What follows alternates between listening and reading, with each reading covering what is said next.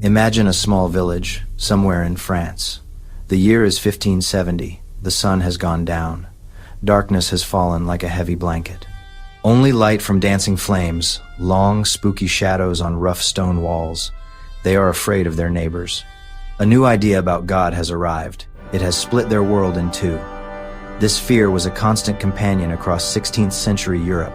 A time of immense change, one book, the Bible, was making kingdoms tremble. What began in whispers would become a fire that set Europe ablaze. In the middle of the 16th century, France was a kingdom deeply and dangerously divided. On one side stood the Catholics, the majority of the population. They were loyal to the traditional church. But now new thinkers appeared. John Calvin in France. Read the Bible for yourself, in your own language.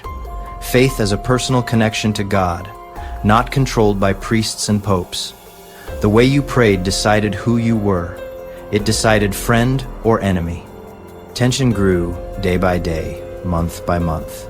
Queen Mother Catherine de' Medici tried to keep the peace, a master of politics, playing sides to find compromise. But hatred ran too deep. Violence exploded again and again, small massacres, skirmishes, full-blown battles. Armies formed, led by rival nobles. 40 years of brutal civil wars left a trail of destruction and death. In August 1572, it seemed like peace might finally have a chance. A grand wedding was planned in Paris, the bride, a Catholic princess, the groom Henry of Navarre, a Protestant prince. Thousands of Huguenot nobles and their followers flocked to the capital to celebrate. Then an assassin tried to kill Admiral Coligny. He was wounded but survived. The Huguenots were outraged. The royal court was in panic.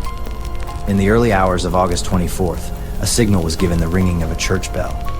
This was the start of a coordinated slaughter. Royal guards dragged Admiral Coligny from his bed and killed him. Catholic mobs, incited by radical preachers and a lust for blood, began hunting down Huguenots.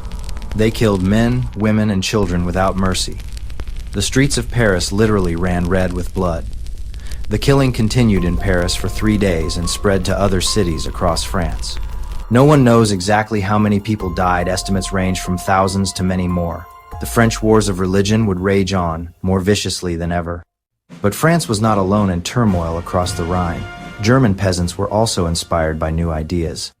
Let's travel now to a different place, the German lands of the Holy Roman Empire in the 1520s. For the common person, life was incredibly hard.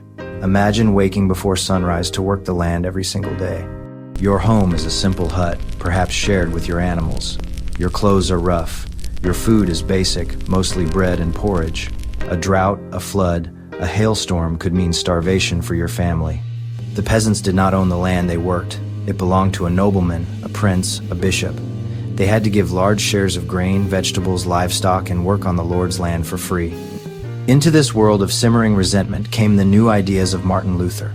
His message that all believers were equal and that Scripture was the authority was electrifying. Peasants listened to preachers who promised freedom and justice. Peasants gathered in armed bands. Scythes, flails, and pitchforks became weapons. They drew up a manifesto, the 12 Articles, combining social fairness with the language of the gospel. The demands were surprisingly moderate: choose your pastor, end the worst forms of serfdom, restore commons. They sent a copy to Martin Luther, hoping for his blessing. At first, Luther sympathized with the peasants' complaints. Their calls for fair treatment and an end to harsh feudal burdens resonated with his message that all believers were equal before God. But as their movement grew violent, burning monasteries, attacking nobles, threatening social order, his attitude shifted.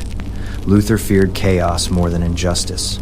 He believed God had placed rulers in authority and that rebellion against them would bring disaster. In a furious pamphlet, he urged the princes to crush the uprising without mercy. For the peasants, this was a devastating betrayal. For Luther, it was a choice to preserve stability, even at the cost of siding with the powerful. The princes mustered professional armies, cannons, cavalry, disciplined infantry. The peasants were courageous but ill-equipped and poorly organized. What followed were massacres, not battles. The lords crushed hope with overwhelming force. At Frankenhausen, the peasant army, led by Thomas Müntzer, was annihilated. Thousands were slaughtered, villages burned, fields salted. Captured leaders were tortured and executed as warnings. The defeat was total. Around 100,000 peasants were killed. Their situation became worse than before. The lords clamped down, stripping away rights. The dream of biblical justice died. Luther's reputation was stained. Many felt betrayed. Hope had been crushed under the heel of an iron boot. The German Peasants War became a brutal lesson in the cost of challenging the established order. When we look back at these terrible wars of faith, we are left with a powerful and unsettling feeling. We have their letters, their decrees, their pamphlets. But what about the Huguenot family hiding in their Parisian cellar? Their diaries, letters home, their individual voices are mostly lost to us. We have the 12 Articles, a precious glimpse, but not the private hopes and fears. History is often told through the powerful, the winners who could record their thoughts. Thinking about these missing voices changes how we see the past. It forces us to read between the lines and imagine lives that were silenced. These conflicts leave a question that is still relevant today. Whose voices are we hearing, and whose are missing? Whose version of faith becomes law? The king, the preacher, the individual? The struggle to live together when we believe different things continues to echo through our world. These struggles over faith and power were not isolated events. They were part of the revolutions that transformed Europe between 15 and 1800s, shaping kingdoms, communities, and everyday lives. Every standard has a story. This was the Age of Revolutions, Standard 4a. Began with men hurled from a window in Prague, would end with Europe itself thrown into a new order. For 30 long years, kingdoms bled, villages burned, and millions perished. This is the 30 Years' War, a conflict born of faith but consumed by power. The story begins in Bohemia. In 1618, tensions boiled over. Ferdinand II, a zealous Catholic, demanded uniformity.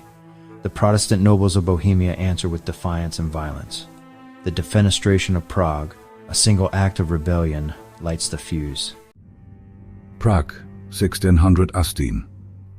A city divided by faith and power. For decades, Protestants and Catholics lived uneasily under the rule of the Holy Roman Emperor.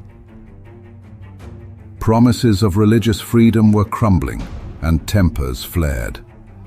The new emperor, Ferdinand II, a devout Catholic, sought strict uniformity of religion. For the Protestants of Bohemia, this was a betrayal. Their rights, once guaranteed, now lay in ruins. On May 23rd, the Protestant nobles stormed Prague Castle. In the council chamber, they confronted two imperial governors, Jaroslav Martinic and Wilhelm Slavata, along with their secretary, Philip Fabricius. Accusations flew. Words turned to threats. Then came action.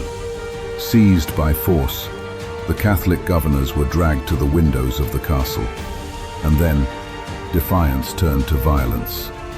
The men fell nearly 70 feet. Miraculously, they survived. Catholics would claim they were saved by angels. Protestants sneered it was a dung heap that broke their fall. What seemed like a local act of fury lit the fuse for a continent-wide conflict. The defenestration of Prague was no mere brawl.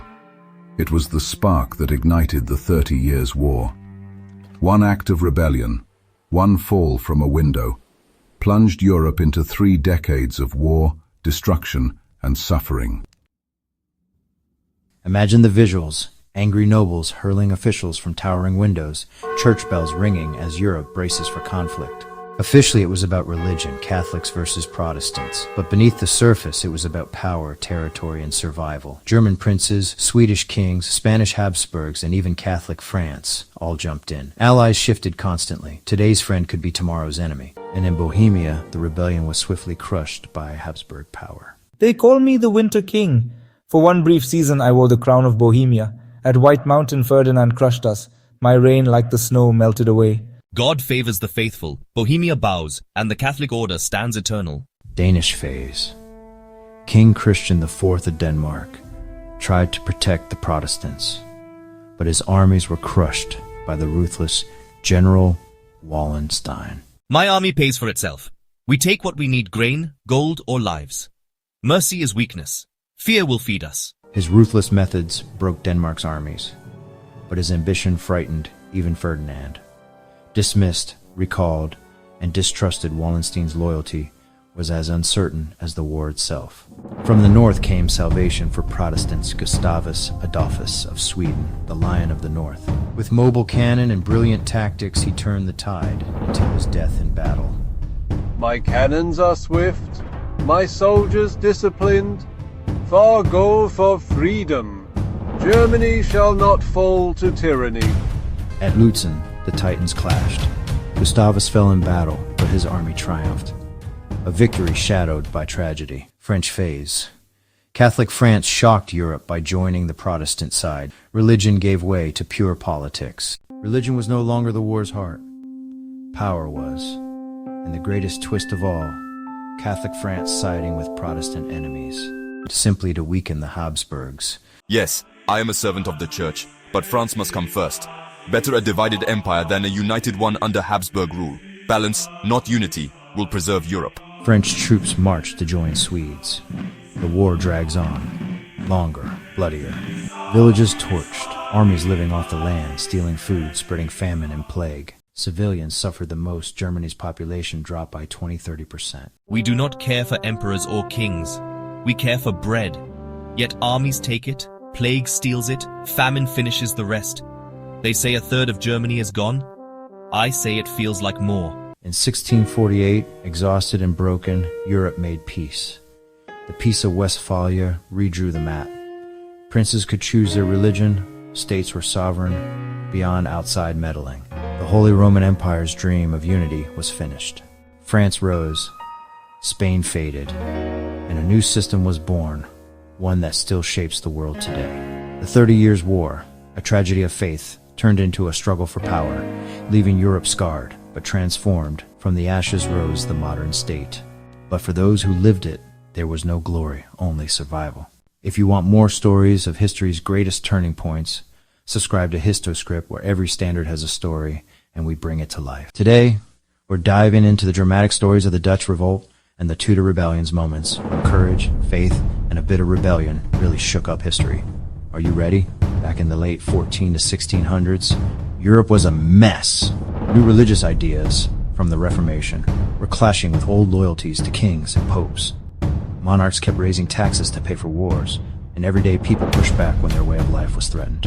Two big examples of this unrest: the Dutch Revolt against Spain and the Tudor Rebellions in England.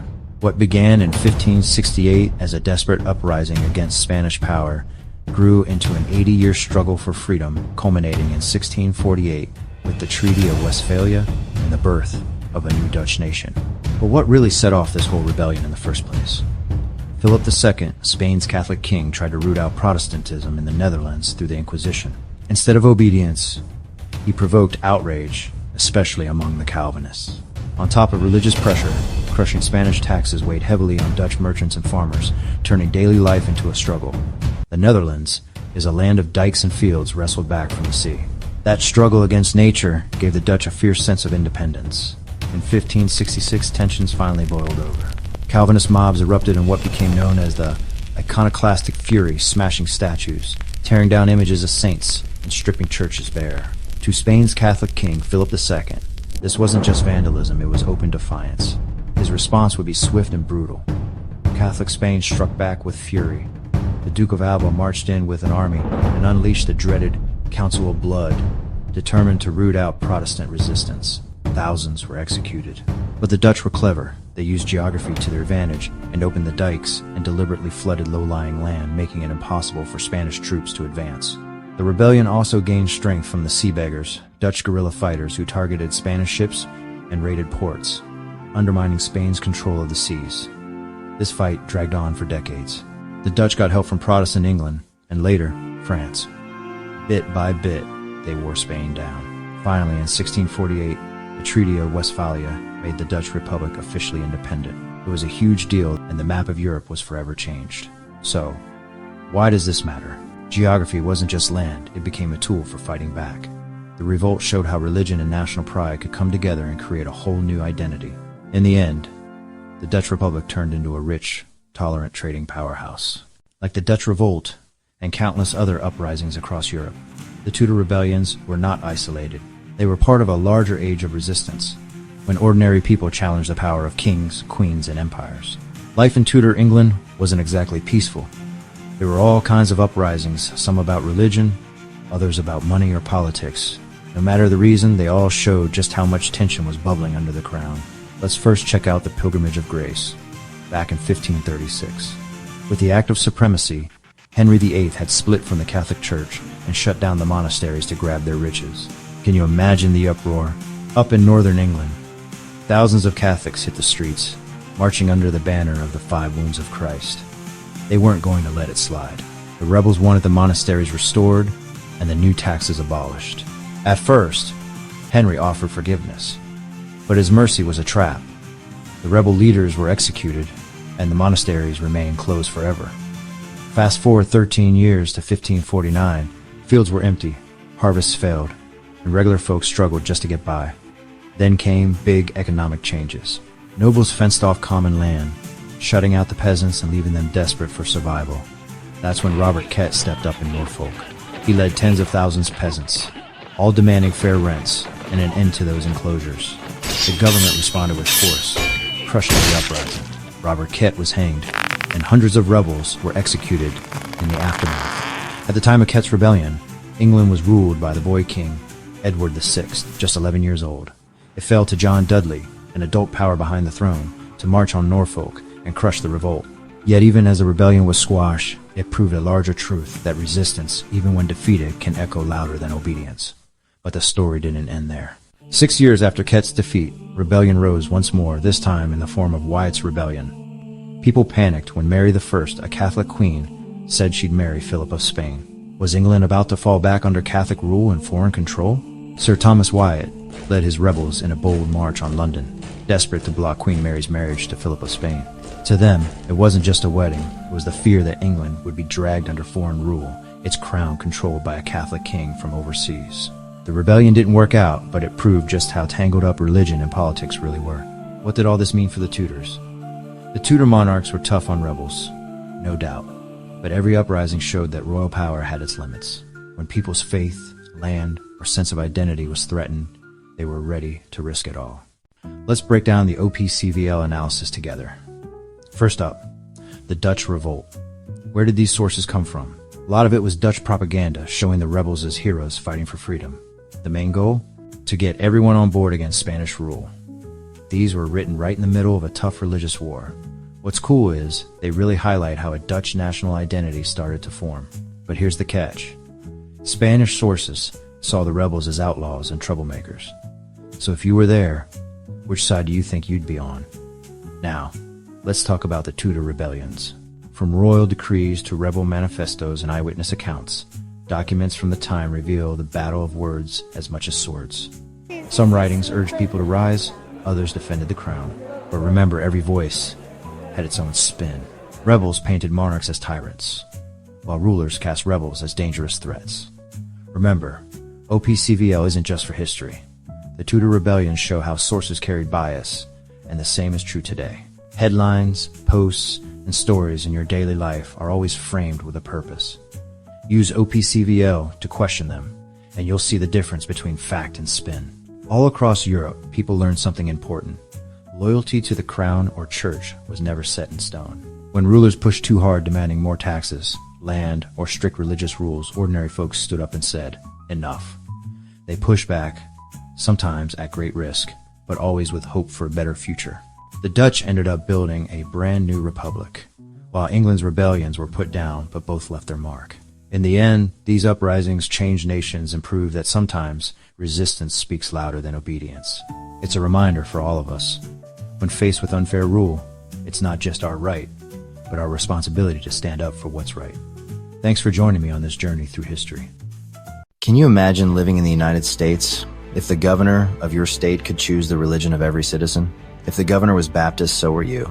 If the governor was Catholic, you were too. And if you didn't like it, your only real option was to move.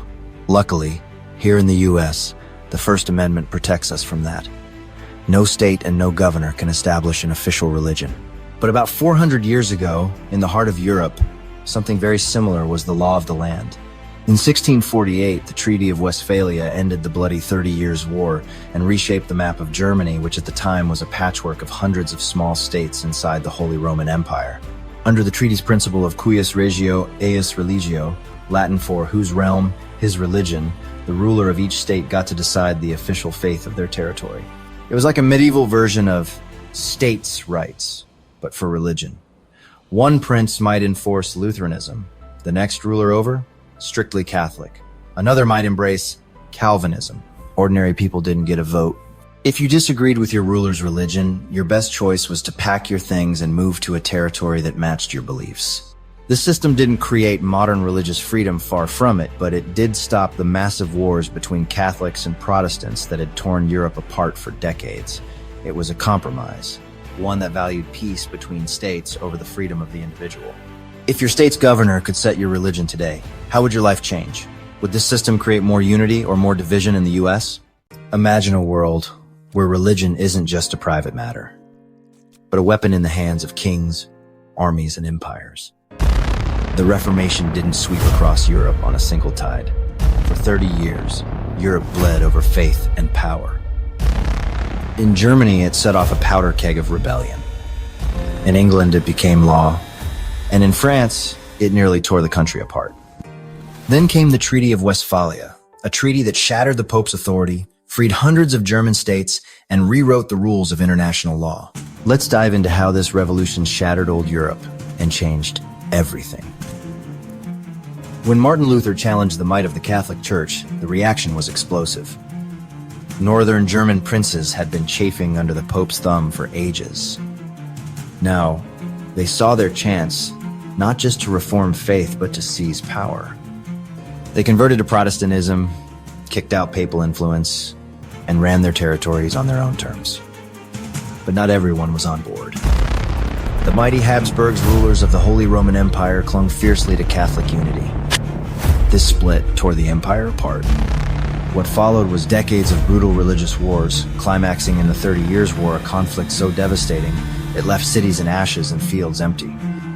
Signed in 1648, the Treaty of Westphalia ended the 30 Years' War, a devastating conflict that had ravaged Central Europe, especially the Holy Roman Empire. But this wasn't just a peace deal. It rewrote the rules of diplomacy, religion, and sovereignty in Europe. Let's break it down. Sovereignty over religion. Rulers were once again given the right to choose the religion of their state: Catholic, Lutheran, or now Calvinist. This added Calvinism to the list for the first time. It didn't bring total religious freedom, but it ended the idea of a single Catholic Europe, rise of state sovereignty. Westphalia marked a turning point in international law. It recognized the full independence of hundreds of small German states from the Holy Roman Emperor. From now on, states could make their own foreign policies, the start of the modern nation-state system, birth of modern diplomacy. The peace was negotiated over 5 years with delegates from across Europe. This was one of the first times international diplomacy looked like what we know today: neutral venues, ambassadors, and written treaties. It set a precedent. Wars should end through negotiation, not just domination. End of religious wars in Europe. While religion remained important, future wars would be more about politics than faith. The treaty helped separate church and state, a shift towards secular governance. New balance of power. Big winners: France and Sweden, who gained territory and influence. Big losers: the Habsburgs of Spain and Austria, whose dream of a united Catholic empire died with this treaty. The Treaty of Westphalia didn't just end a war. It reshaped Europe. It gave birth to the idea of sovereign states, boosted modern diplomacy, and weakened the grip of religious authority on politics. A treaty forged in blood, but one that laid the groundwork for the modern world. Meanwhile, over in England, the story took a sharp turn. Here, the Reformation was a royal affair. King Henry VIII wanted a divorce, and when the Pope refused, Henry broke away, birthing the Church of England. But it was Elizabeth I who solidified this new identity. She blended Protestant beliefs with old Catholic rituals, crafting a national church that brought stability. With the church's power fading, a new force began to rise: economic ambition. People invested, traded, and built fortunes no longer tied to the old ways. The Reformation in England didn't just transform faith, it helped spark the rise of capitalism. And then there's France, a kingdom already on edge.